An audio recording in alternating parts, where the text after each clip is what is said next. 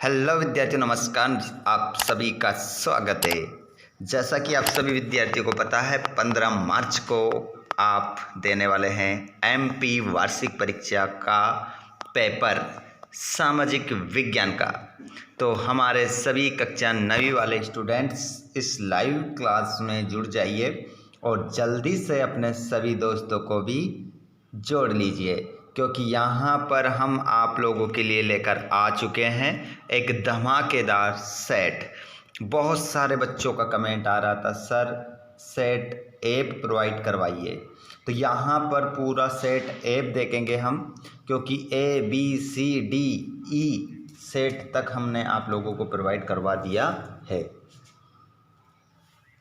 तो आप सभी बच्चे जुड़ जाइए क्लास में और अपने सभी दोस्तों को जल्दी से शेयर कर दीजिए। चलिए स्टार्ट करते हैं पहले प्रश्न से।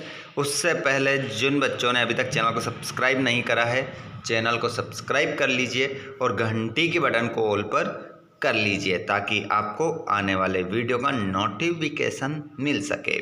यहाँ पर देखे जाने वाले ये क्वेश्चन पेपर, ये सेट आप लोगों के लिए बहुत ही महत्वपूर्ण होने वाला है। सभी प्रश्न करना अनिवार्य है। आप लोगों को प्रत्येक जानकारी यहाँ पर होना चाहिए। सभी प्रश्न करना अनिवार्य है। प्रश्न 1 से 5 तक 30 वस्तुनिष्ठ प्रश्न है, एक नंबर का रहेगा।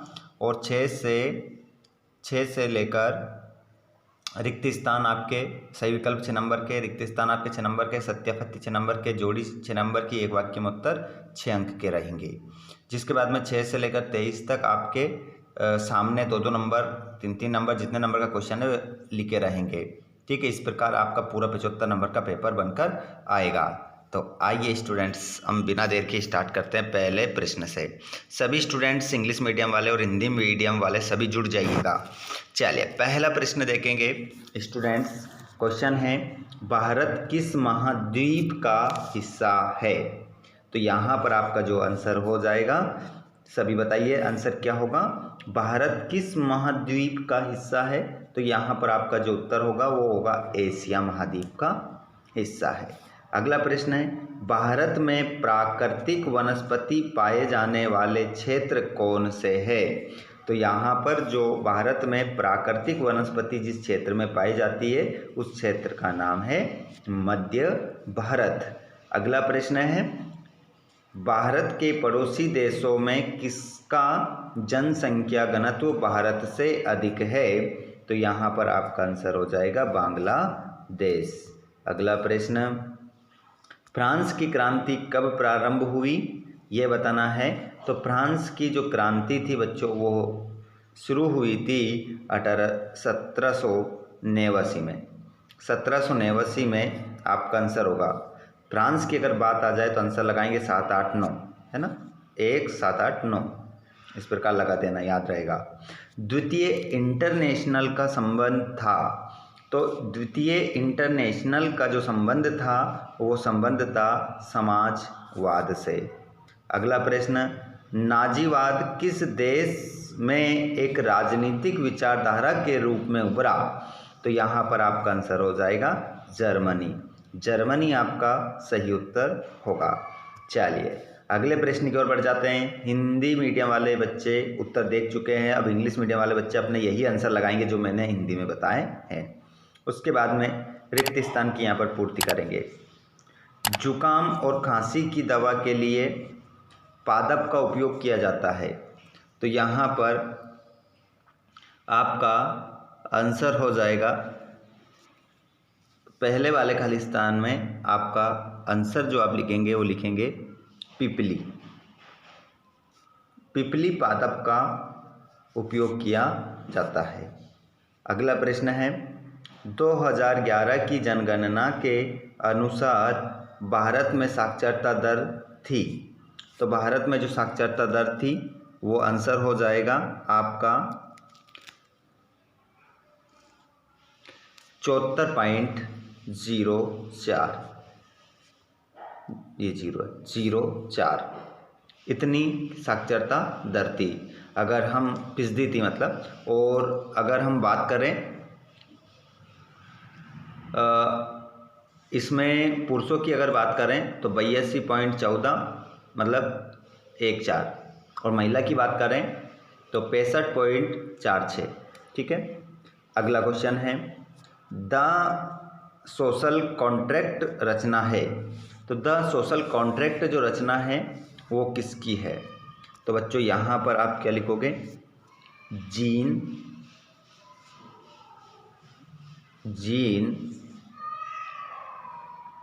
जुक्कोएस, जीन जुक्कोएस, ये एस है, एस की रचना है। अगला प्रश्न है प्रथम विश्व युद्ध के लिए को जिम्मेदार ठहराया गया, तो प्रथम विश्व युद्ध के लिए जिम्मेदार ठहराया गया, तो यहाँ पर जो जिम्मेदार ठहराया गया उसका नाम है आर्च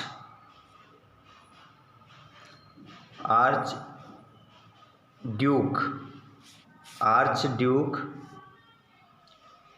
कर्डिनेक और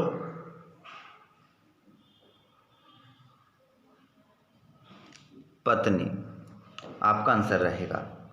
अगला प्रश्न वन सेवा की स्थापना वर्ष में की गई थी, तो वन सेवा की जो स्थापना है वो 1966 में की गई थी, इस खालिस्तान में आप लिखेंगे। उसके बाद छठा मसाई शब्द का शाब्दिक अर्थ है, तो यहाँ पर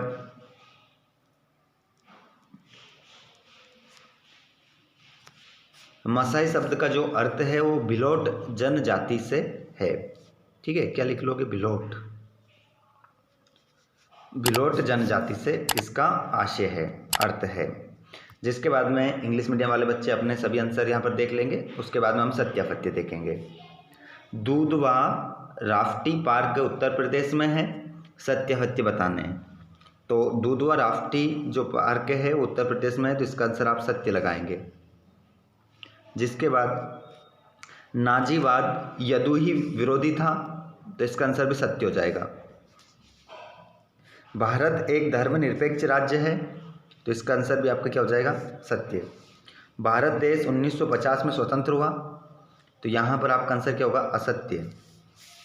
भारत में बहुमत से चुनाव जीतने वाला दल सरकार बनाता है, तो भारत में बहुमत से चुनाव जीतने वाला दल सरकार बनाता है, तो इसका आंसर भी क्या हो जाएगा? आपका सत्य हो जाएगा।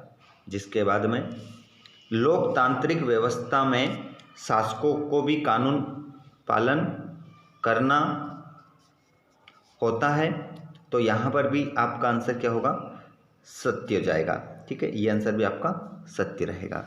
चलिए, इंग्लिश मीडियम वाले बच्चे अपने ट्रू फॉल्स से देख लेंगे। जैसा हमने उत्तर ऊपर बताया वही आंसर रहेंगे आपके। चलिए जोड़ी देखेंगे, अब जोड़ी मिलाएंगे। दो आप, तो यहाँ पर आप बच्चों दो आप को मिलाओगे दो नदियों के बीच का बाग और फूलों की बौछार, इसको आप मिलाओगे केवा। और भारत का संविधान बना 26 नवंबर 1949, धारा, तो इसका चौथे वाले का धारा, इसको आप मिलाओगे बच्चों किसी दस्तावेज का खास हिस्सा। ये कहाँ से मिल गया है? नीचे वाला, इसको हटाने दो, है ना।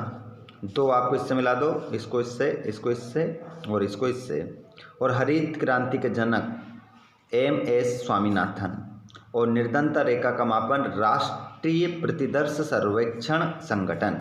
ठीक है, तो जोड़ी मिली हुई थी पहले से ही।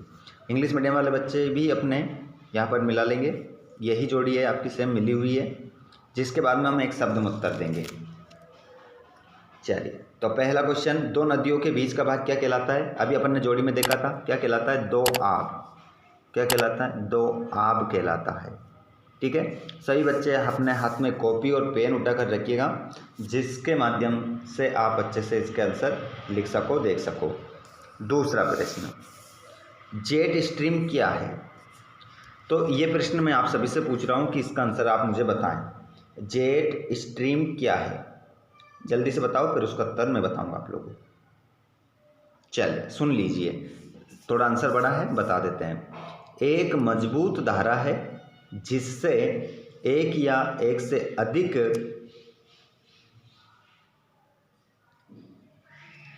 वेग में सीमा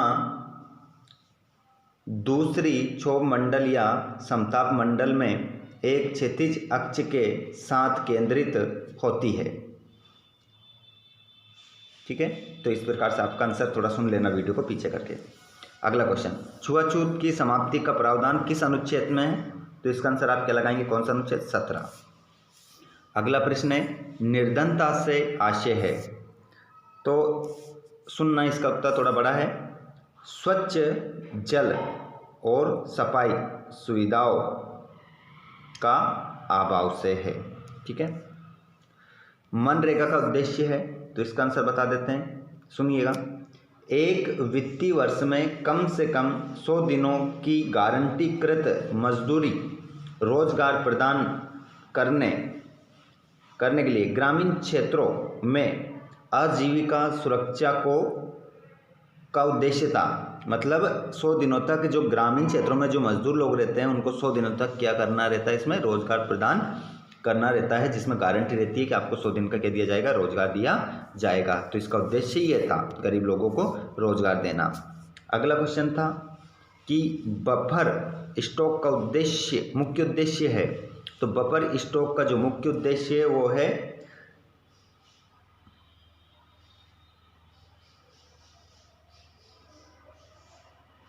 तो इसका जो आप लगाएंगे वो लगाएंगे फसलों का मूल्य निर्धारित न्यूनतम सौम्य में कमी ना हो। ठीक है, मतलब जो फसलों का जो न्यूनतम मूल्य है उसमें कमी ना हो, ये इसका मुख्य उद्देश्य था। इंग्लिश मीडियम वाले बच्चे अपना आंसर देख लेंगे। जिसके बाद में यहाँ पर इंग्लिश मीडियम वाले सभी बच्चे और हिंदी मीडियम वाले 6 से लेकर तो 23 तक पूरा क्वेश्चन पेपर देखेंगे। बच्चों, अगर आप वार्षिक परीक्षा की तैयारी कर रहे हैं और मध्य प्रदेश के आप जिस भी ज़िले से देख रहे हैं, अगर आप लोगों ने 6 से लेकर 23 तक इन प्रश्नों को नहीं पढ़ा है तो आपने बहुत बड़ी गलती कर दी है।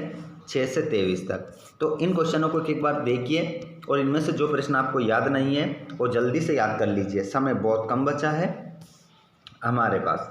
ठीक है बच्चों, तो यहाँ पर आप देखेंगे ये पूरा 23 तक, उसके बाद आप आंसर अपने याद करेंगे फटाफट। अगर इन प्रश्नों में से कोई सा ऐसा प्रश्न है जिसका आंसर आपको नहीं मिल रहा है या नहीं याद है तो आप हमारे टेलीग्राम से जुड़ जाना, जिसकी लिंक डिस्क्रिप्शन में है। वहाँ पर आप लोगों को आपकी परीक्षा की दृष्टि से IMP PDF वीडियोस प्रोवाइड करवाए जाते हैं। ठीक है, जो बहुत ही महत्वपूर्ण आपकी परीक्षा की दृष्टि से होते हैं। ठीक है, तो ये क्वेश्चन भी होने वाला है आप लोगों के लिए बहुत ही महत्वपूर्ण, अगर आपने इस वीडियो को लास्ट तक देखा है। तो कितने बच्चे ऐसे हैं जिन्होंने इस वीडियो को लास्ट तक देखा है, सभी मुझे कमेंट बॉक्स में ज़रूर बताएं। कमेंट कर दें प्यारा सा सभी कि मैंने लास्ट तक देखा है। जैसे आप लिखोगे मैंने लास्ट तक देखा है तो आपका नाम मेरे पास आ जाएगा। धन्यवाद, मिलते हैं हम नेक्स्ट वीडियो में। आप सभी के लिए मैं जल्दी ही दूसरा वीडियो भी लेकर आने वाला हूँ। सेट अगले की हम चर्चा नेक्स्ट वीडियो में करेंगे। धन्यवाद।